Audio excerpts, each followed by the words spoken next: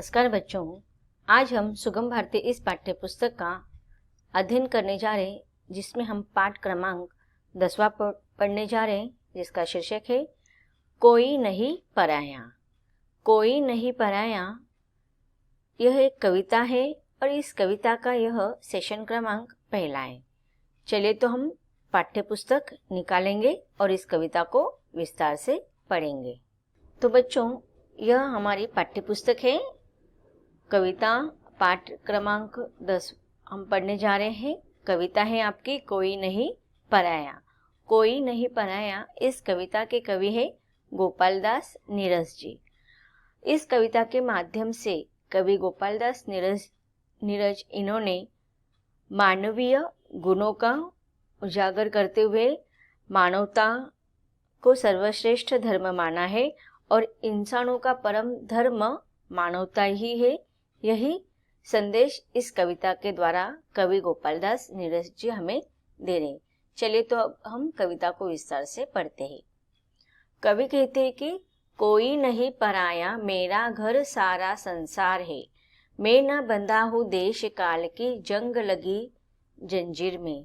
मैं न खड़ा हूँ जाति पाति की ऊंची नीची भीड़ में। मेरा धर्म कुछ स्याही शब्दों का सिर्फ गुलाम है। मैं बस कहता हूँ कि प्यार है तो घट घट में राम है। मुझसे तुम न कहो मंदिर मस्जिद पर मैं सर टेक दूँ। अब देखिए, कविता के पहले काव्यांश को हम थोड़ा विस्तार से पढ़ लेंगे, उसके बाद हम अगला काव्यांश समझेंगे। यहाँ पर कवि हमें बता रहे हैं कि कोई नहीं पराया, मेरा घर सारा संसार है। अर्थात कोई नहीं पराया। यहाँ पर कवि ने कहा है कि ये जो सारा संसार जो है, संसार का अर्थ होता है विश्व। ये सारा संसार मेरा अपना है और इस संसार में रहने वाले, इस विश्व में रहने वाले सारे लोग कोई मेरे लिए पराये नहीं है। ये सारे मेरे अपने ही। जैसे कि हमारा खुद का एक परिवार होता है और परिवार में रहने वाले प्रत्येक सदस्य के साथ हमारा कोई ना कोई रिश्ता होता है, अपनेपन का रिश्ता होता है, अपने खून का रिश्ता होता है। इसीलिए हम अपने परिवार वालों से बहुत प्यार करते हैं। इसके आगे जाकर कवि कह रहे कि नहीं, सिर्फ मेरा अपना परिवार ही मेरा अपना नहीं है, बल्कि ये सारे संसार जो है वो मेरे लिए एक मेरा कुटुंब है। यह संसार मेरे लिए मेरा एक परिवार है। और इसीलिए देखिए, हमारे भारत की संस्कृति सभ्यता मानी जाती है, या विशेषता हम उसे कह सकते हैं कि वसुदेवम कुटुंबम।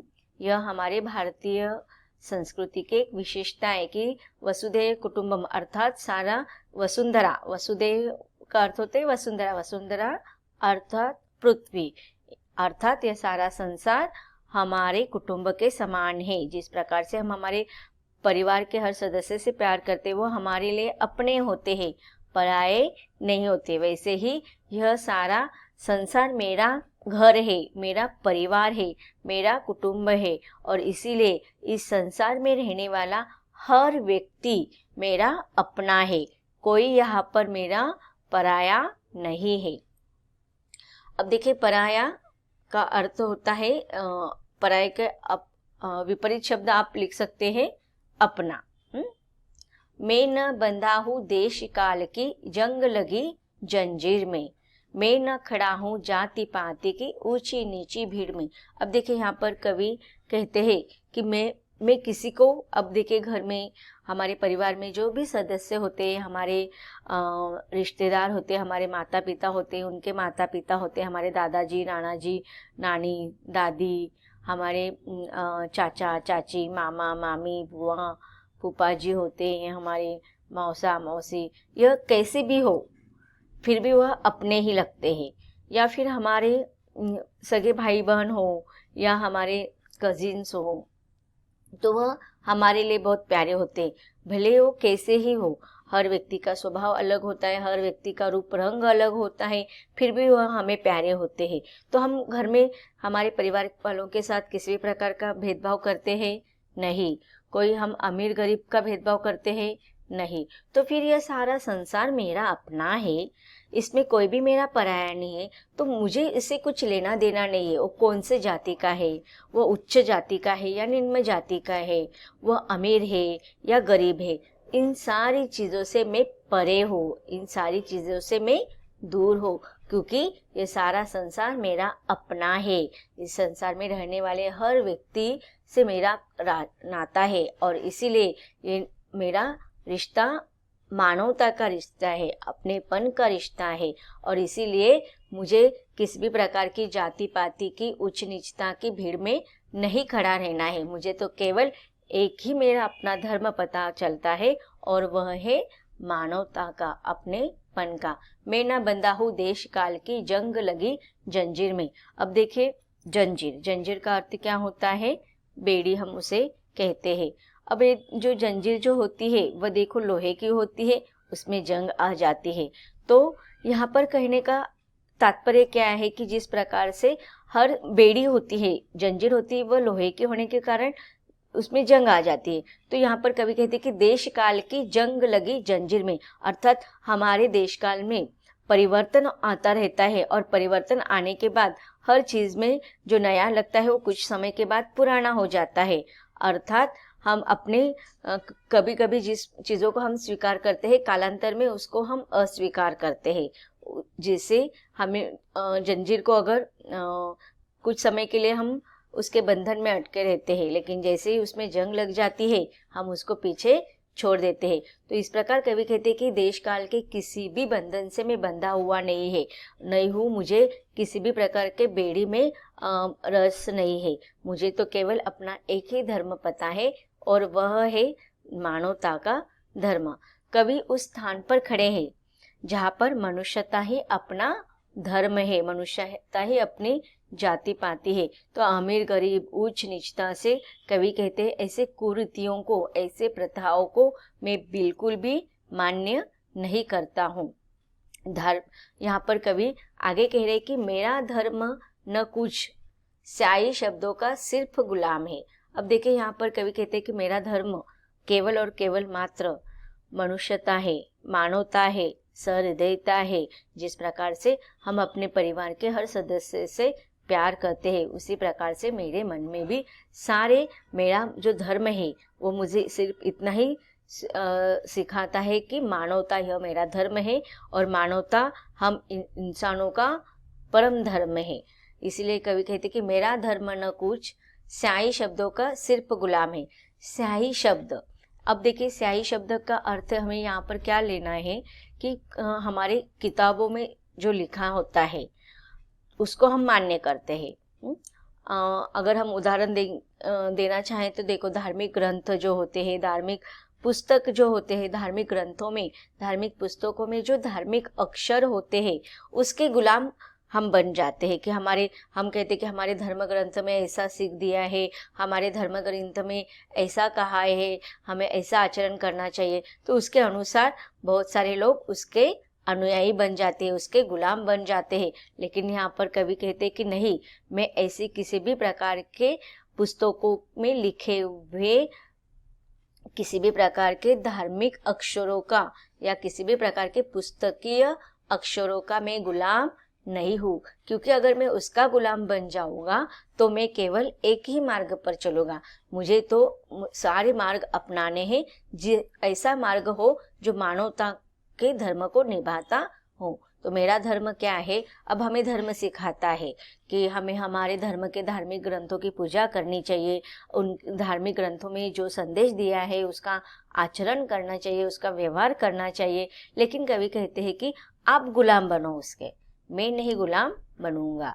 या फिर इसका हम दूसरा अर्थ भी ले सकते हैं कि स्याही शब्दों का सिर्फ गुलाम, कि मुझे ऐसे शब्द लिखने हैं, ऐसी कविता बद्ध करनी है, पुस्तकों में मुझे ऐसी कविता बद्ध करनी है जो कविता से संसार में सिर्फ मानवता ही धर्म फैले। तो मैं ऐसे कविता के लिखे हुए अक्षरों का मैं गुलाम हूँ जो मानवता धर्म सिखाता है।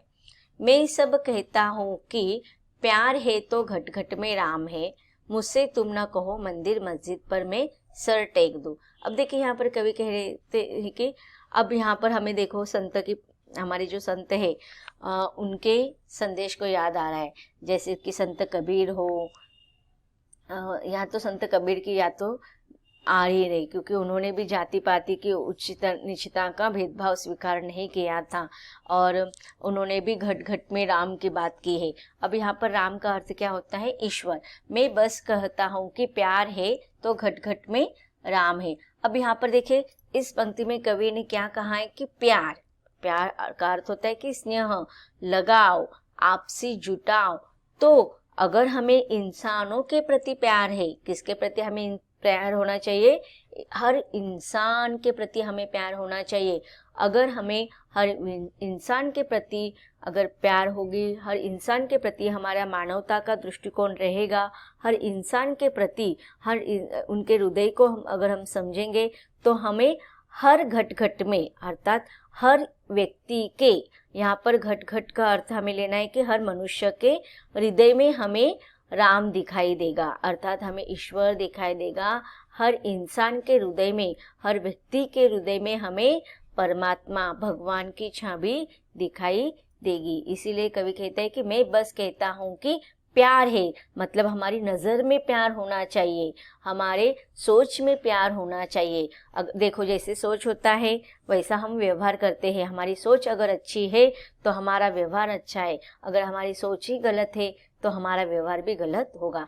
इसीलिए हम सबको अच्छा व्यवहार रखने के लिए पहले हमारी सोच अच्छी होनी चाहिए। और इसीलिए कवि कहते हैं कि अगर हमें हमारे मन चंगा तो कठौती में गंगा, अगर हमारा मन अच्छा है, हमारे मन में सबके प्रति स्नेह है, तो हमें सारी संसार स्नेह युक्त दिखाई देगा। लेकिन हमारे नज़र में खोट होगी, हमारे मन में खोट होगी, अगर हमारे हृदय में, हमारे मन में दूसरे के प्रति ईर्ष्या भावना है, दूसरे के प्रति नफरत की भावना है, दूसरों के प्रति शत्रुत्व की भावना है, तो हमें हर व्यक्ति के अंदर हमारा शत्रु दिखाई देगा, हर व्यक्ति के अंदर हमें प्यार नहीं दिखाई देगा, वह हम हर व्यक्ति के प्रति मत्सर करेंगे। तो इसीलिए कहते कि नहीं, कवि कहते कि मैं बस कहता हूँ कि प्यार है तो घट घट में राम है। अगर हमारे मन में प्यार है, स्नेह है, तो हमें हर इंसान के अंदर हमें ईश्वर की छवि मिलेगी।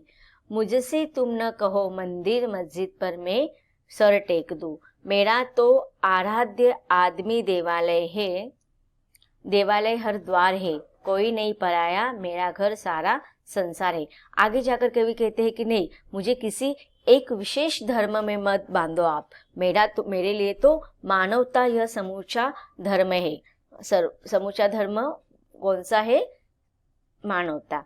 और इसीलिए कवि कहते हैं कि नहीं, मैं किसी विशेष मंदिर में जाकर ईश्वर की आराधना नहीं करूँगा, मैं किसी मस्जिद में जाकर नमाज नहीं पढ़ूंगा, मतलब मुझे टुकड़ों में मत बांटो कि तुम मंदिर में। अब देखिए, हमने मनुष्य ने ही एक दूसरे को विभाजित किया है। तुम मंदिरों में जाओ, तुम हिंदू है तो मंदिरों में जाओ, आप मुसलमान है तो मस्जिदों में जाओ। ये मनुष्य की सोच है, मनुष्य ने अपने आप को अलग किया है। तो इसीलिए कवि कहते कि नहीं, तुम मुझसे मत कहो कि किसी मंदिर में जाकर तुम अपना सिर झुकाओ या मस्जिद में जाकर तुम नमाज करो, इन टुकड़ों में मुझे मत बांटो। मेरा तो आराध्य और केवल मात्र केवल कौन है?